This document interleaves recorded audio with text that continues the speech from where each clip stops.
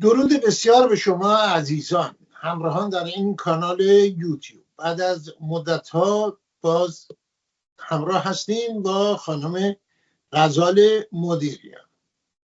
امیدواریم فرصت‌های بیشتری باشه و در برنامه‌های بیشتری همراه باشه. خانم مدیریان با اسناد و مدارک و همیشه دست پر که بودن و در آینده نیز چنین همراه.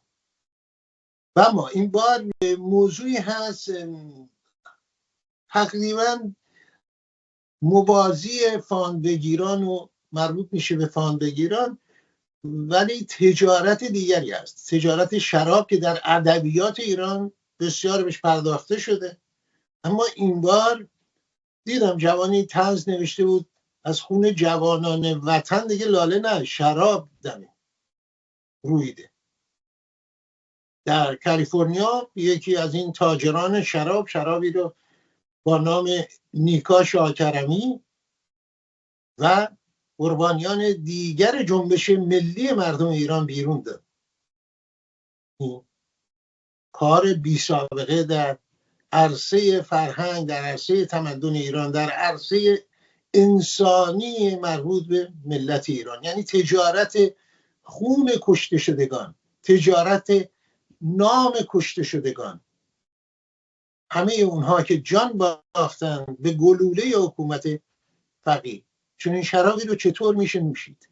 در این زمینه مدارک و اسنادی در دست خانم مدیریان هست. به اتفاق شما خوش آمد میگیم. خوش آمدید. عرض ادب و احترام خدمت شما جناب چالنگی و همراهان نازنین شما.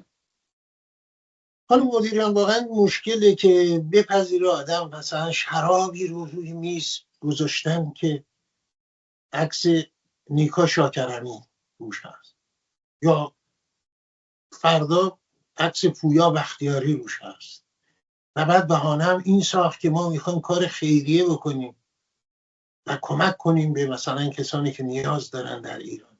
چون این شرابی رو واقعا جلو شما بذارن می نوشید، حتی بخوان کار خیریه مثلا بکنن.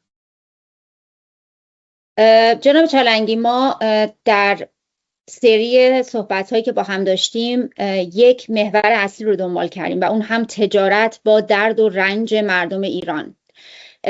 قبلا شاید این یک حالت تمثیل گونه بود برای حرف های ما، ولی حالا داره تبدیل به یک اقدام عینی میشه، یعنی از درد و رنج مردم داره به صورت عینی تجارت میشه.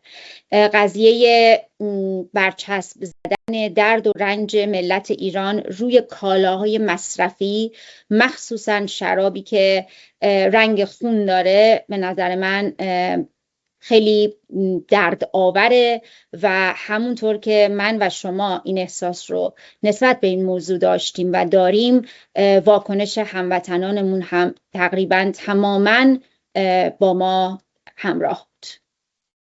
خب واقعا غم‌انگیزه.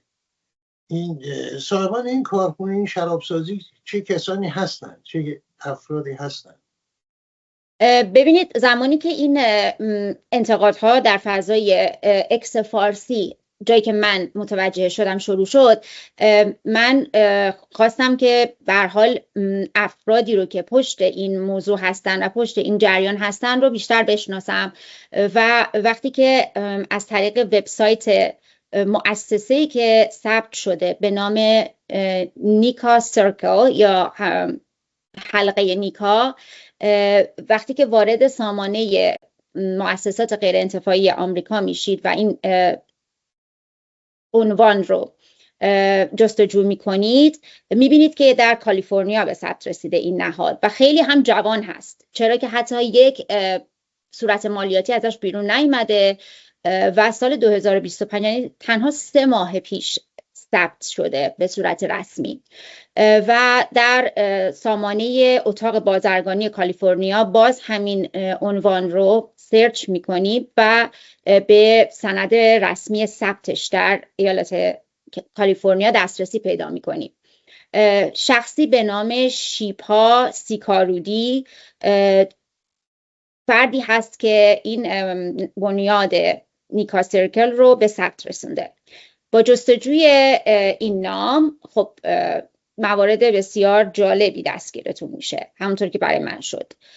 ایشون یک بانوی 62 ساله ساکن کالیفرنیا هستن و از مهاجران قدیمی به آمریکا و کالیفرنیا هستند و اسناد آرشیو ملی آمریکا نشون میده که ایشون سال 1990 شهروندی آمریکا رو گرفتن. همسری دارن ایشون به نام جعفر متقیان منظم. این همسر ایشون 71 ساله هست. این دو شریک و مالک املاک و بیزینس های متعددی هستند در 4 دهه‌ای که در آمریکا زندگی کردن، در همون کالیفرنیا، متعدد در شاخه های مختلف. و یکی از بیزینس ها که اینجا توجه من بسیار به این موضوع جلب شد، یک تاکستان تولید شراب هست در جنوب کالیفرنیا، مزرعه انگور و در کنار اون هم سرداب تولید شراب. اسم این بیزینس هم هست Persian Renaissance Vineyard، یعنی رنسانس پارسی. و خب مشخصاً بطری های شرابی که برچسب جاوید نامان روش خورده از محصولات همین بیزینس هست. چه ارتباطی داره با اون بنیادی که تازه تأسیس شده؟ این خانم مؤسس اون بنیاد هستن و همچنین صاحب بیزینس شرابسازی. خب من نمیدونم، یعنی واقعا عنوانش چیه؟ یعنی با چه اعلام کردن به عنوان کار خیریه میخوایم انجام بدیم؟ یعنی ممکنه فردا پنیری بیرون بدن بله با اسم مثلا کیان پیرفلک یا مثلا آبجویی با اسم بقیه عزیزانی که کشته شدن، نیکتا اسفندانی و بقیه. یعنی این به نظر شما به ابتذال کشوندن اون جان باختن ها نیست؟ چند نکته مهم اینجا وجود داره. اولا اینکه افرادی که این بنیاد رو تأسیس کردن هیچ کدام از خانواده عزیزانی نیستند که اسم و تصویرشون روی این محصولات خورده. این اولا، چون به هر حال یک چیزی به اسم رضایت و اجازه باید حتی در چشم عموم وجود داشته باشه برای این موضوع و ما این رو در هیچ کدوم از مدارک رسمی حداقل ندیدیم.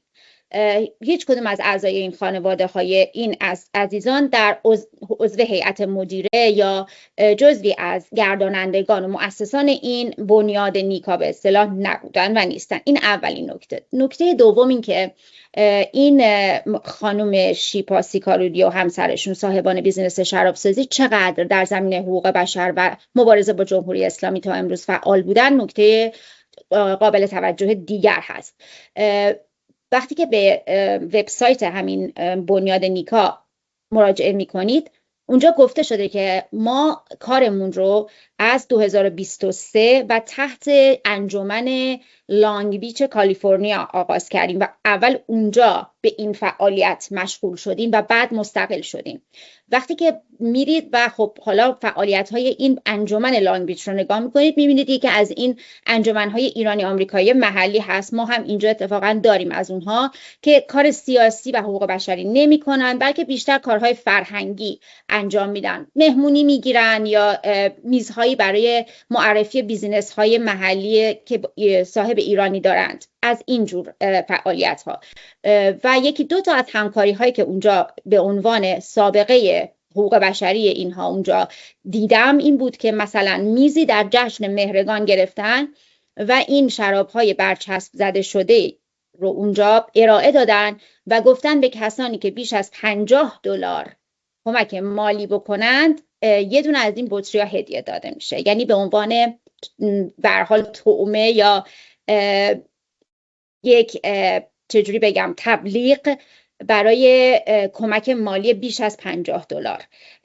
و این آغاز به هر حال فعالیت‌های حقوق بشری شراب واره این گروه بوده و بعد حالا مستقل هم شدن و با نام بنیاد خودشون میخوان فعالیت بکنن. از این چه قصدی دارند؟ اونجوری که ادعا کردند کمک های مالی جمع شده قرار هست که پناهنده های ایرانی و مخصوصاً آسیب دیدگان چشمی 1401 پرداخت بشه. چیزی هست که ادعا کردن و من هم قادر به راستی آزمایش تا این لحظه نیستم. راههای بهتری می بود ولی بله 23 این همه سالها و این همه خب میتونن بگن ما حالا از الان میخوایم کار کنیم، اون بحث دیگه است. ولی آیا اجازه تا اونجایی که شما اطلاع دارید از اجازه گرفتن مثلا از مادر گرامی نیکا یا خانواده مهسا امینی یا کسانی که به اسمشون چون این کاری تا اونجایی که در شبکه‌های اجتماعی این عزیزان اطلاع رسانی کردن و بیانیه دادن، غیر از هیچ کدوم اینها، البته شاید نباید بگم از هیچ کدام، ولی ببینید برچسب‌ها از نام جاویدنام یلدا آقا فضلی، نیکا شاکرمی و ژینا استفاده کردن. مخصوصا اینکه روی بطری نیکای عزیز عکس ایشون هم چاپ شده. مادر نیکا که خارج از ایران هم هستند و به تازگی موفق شدن که به مکان امن‌تری برسن، ایشون در فکر میکنم وکیل یا نماینده خانوادگیشون صراحتاً اعلام کردن که به هیچ عنوان حتی شفاهن در این مورد با ایشون نه مشورت شده و نه اجازه گرفته شده. مادر جاویدنام یلدا هم با بسیار به نظر من با ناراحتی فراوانی که ابراز کردن در اینستاگرام اعلام کردن که نه تنها اجازه از ایشون گرفته نشده، بلکه ایشون کاملا مخالفه چنین اقداماتی با استفاده از نام یلدای نازنین هستن. در مورد ژینا، چون ژینا اون بطری فقط اسم ژینا هست و حالا مهسا امینی یا تصویری نداره، من فکر میکنم شاید اینطوری بتونن توجیه بکنن که حالا نیاز به اجازه شخصی نبوده باشه، ولی در اون دو مورد یلدای عزیز و نیکا جان کاملا مشخصه که به چه افرادی اشاره شده و نه اجازه گرفته نشده. اونطور که خانواده ها در فضای مجازی، حالا من میگم فضای مجازی، در سوشال میدیا و شبکه‌های اجتماعی اعلام کردن خیر، هیچ رضایتی جلب و هیچ اجازه‌ای گرفته نشده.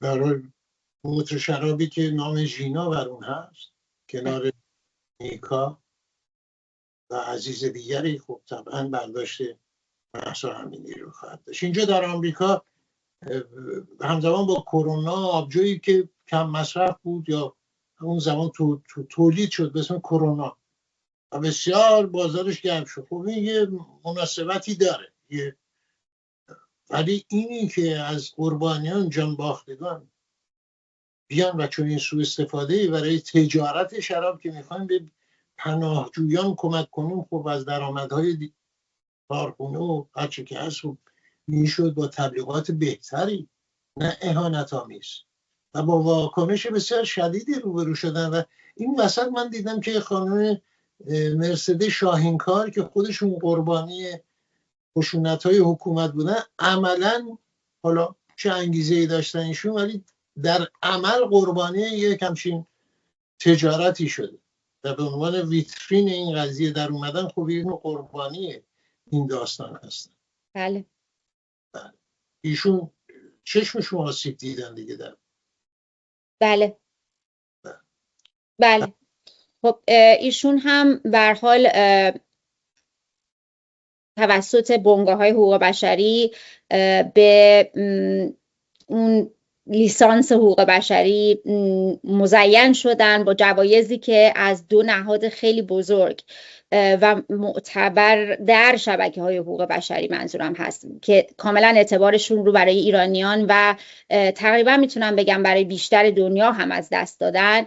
یکی اتحادیه اروپا و دیگری هم ند، یعنی همون National Endowment for Democracy که فاندش به طور کامل توسط دولت ترامپ قطع شده، در سال 2023 به فاصله 2 هفته از یکدیگر جوایز حقوق بشری که به نام زنان ایران در جنبش 1401 اونها صادر کرده بودند رو به نمایندگی از این جنبش و این بانوان به مرسده شاهینکار که از آسیب دیدگان چشمی و مقیم خارج از ایران بود اون زمان اهدا کردند و همین این نام رو به هر حال در شبکه‌های بین‌المللی حقوق بشری جایگاهش رو تثبیت کرد و حالا از این نام و از این تصویر آنهایی که می‌خواهند با این مسائل تجارت بکنن یا سطح خاصی از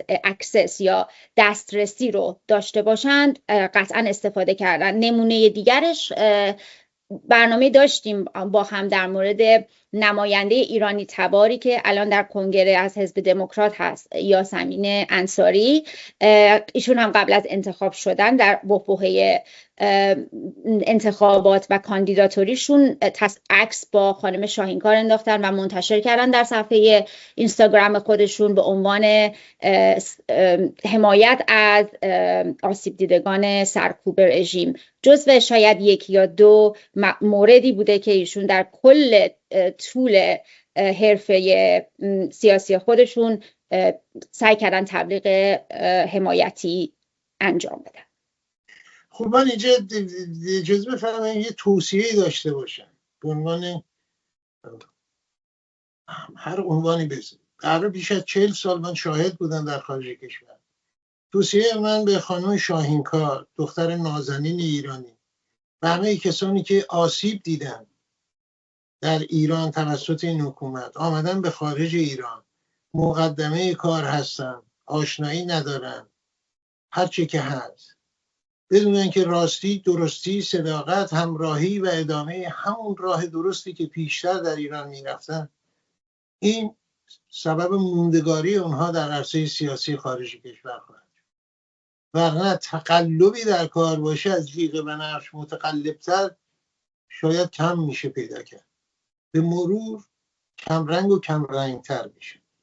و در واقع من به این چشم نگاه میکنم به خانم شاهینکار که هم در ایران آسیب دیده و هم در اینجا عملا هرچند که ایشون بگن، من دیدم که با ادبیات ناپسندی حتی جواب دادن به بعضی بینندگان، هرچند که بگن ولی به چشم کسانی مانند من در اینجا هم قربانی شدن، قربانی تجارت سودجویانی که جان و خون و هستی قربانیان حکومت فقیر رو به مسیر ابتذال کشوندن. اگه این ادامه پیدا کنه چه چشماندازی خواهید داشت؟ یعنی از فردا باز بیان نمیدونم آبجو و پنیر و نمیدونم این و اون و کوکاکولا که نمیتونن این کارو بکنن، اسامی قربانیان رو بذارن، از ندا آقا سلطان بگیرید تا بقیه روی کالاها برای فروشش.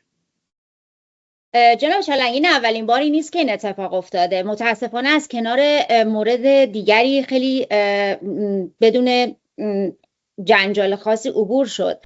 در اوج اعتراضات 1401 یک سری سلبریتی های به هر حال سیاسی و غیر سیاسی در خارج از ایران تصاویر فکر میکنم خاکسپاری مهسا عزیز رو روی چمدانهای خودشون زده بودن وقتی که مسافرت میرفتن از این ور به اون ور و عکس میگرفتن و در سوشال مدیا پخش میکردن. این چمدان ها با این تصاویر رو هم میگذاشتن که همون موقع هم صدای خیلی در اومد، ولی خب به هر حال مسائل دیگری بود که اینها به حاشیه رفت. پس این دفعه اول نبوده و متاسفانه دفعه آخر هم اگر که جلوش گرفته نشه نخواهد بود. مسئله مهم دیگری که اینجا من باید تذکر بدم این هست که خانم شاهینکار به هر حال و امثال ایشون خوب، من بازم مثل شما توصیه من اینه که قبل از اقدامات اینچنینی یک تحقیق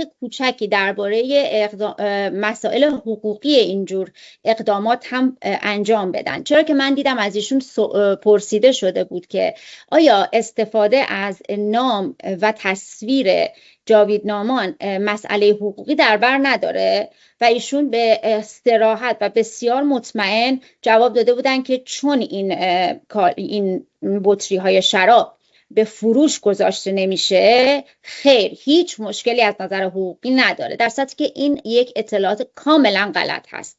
اینطور نیست طبق قوانین ایالت کالیفرنیا که من اون رو منتشر هم کردم، البته بازم میگم من شاید صلاحیت حقوقی لازم رو نداشته باشم، اما این قوانین موجوده که کسی حق نداره بدون رضایت کتبی از افراد در قید حیات یا خانواده درگذشتگان از نام و تصویر اونها برای تبلیغ استفاده کنه. حالا این تبلیغ میتونه تبلیغ معنوی باشه یا تبلیغ تجاری، هر دو مورد آورده شده.